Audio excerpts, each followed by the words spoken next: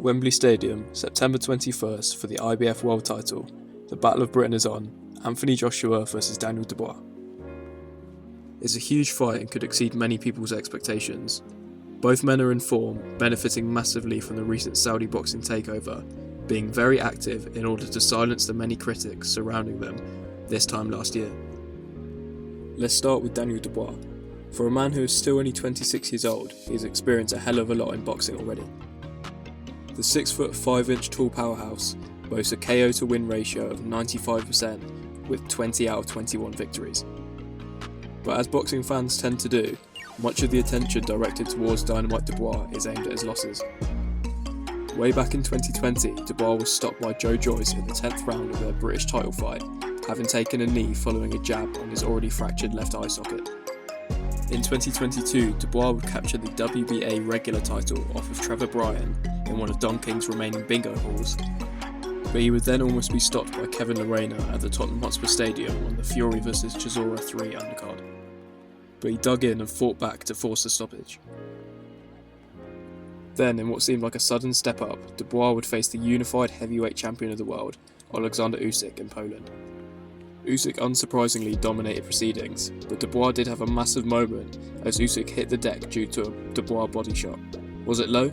Yes, but it fits the narrative to question it, so let's carry on. Dubois would once again take a knee in round 9, and many would now label him a quitter.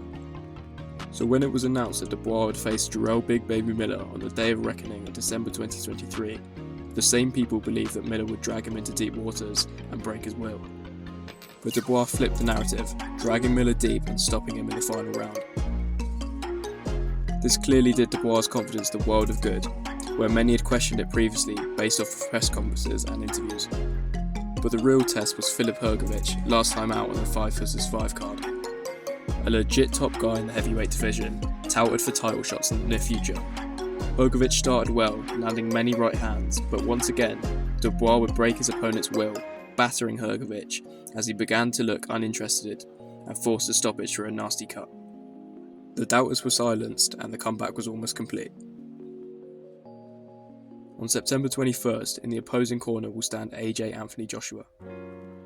The narrative around Joshua has been eerily similar to that of Dubois over the last 18 months.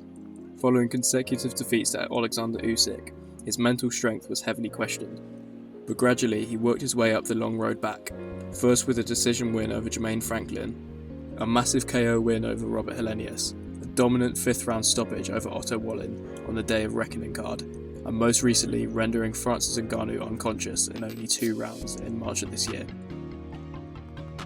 And you could see his mental fortitude strengthening fight by fight. His confidence is now unquestionable, having been through the highs and lows of boxing and come out the other side. He's once again committing to his punches and punching through the target whilst also being disciplined and being defensively responsible. With the IBF title on the line, AJ is heading into his 13th world title fight and can now become a 3-time heavyweight champion of the world. He is extremely experienced at the top level as he enters the Indian summer of his career. It actually reminds me somewhat of Lennox Lewis's career trajectory, as he aged like fine wine and became an almost complete fighter as he developed mentally and aged. Tactically, I think it's quite a straightforward fight to call. Both have a simple boxing style but do it very well, focusing on the jab and looking to set up the right hand off of that.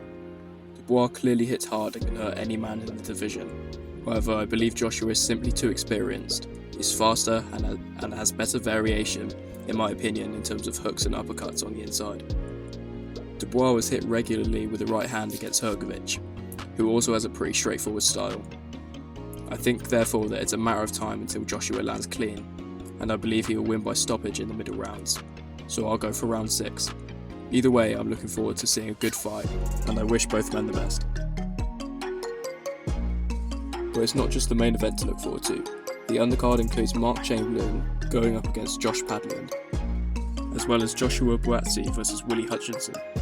Buatsi is coming off the back of a big victory versus Dan Aziz, and Hutchinson off the back of his biggest moment of his career, beating Craig Richards out in Saudi last time out.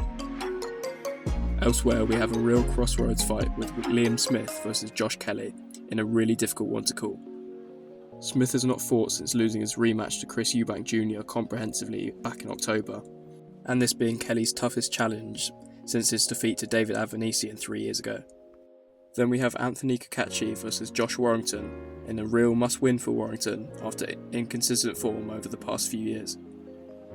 Finally, it's the co-main event with Tyler Denny's fairy tale journey rolling on with a massive moment at Wembley as he faces the man who may well be the next big thing in British boxing, Hamza Shiraz. It's an unbelievable card and I'm looking forward to being there live on the night. Let me know your thoughts and who you've got out of AJ and Daniel Dubois.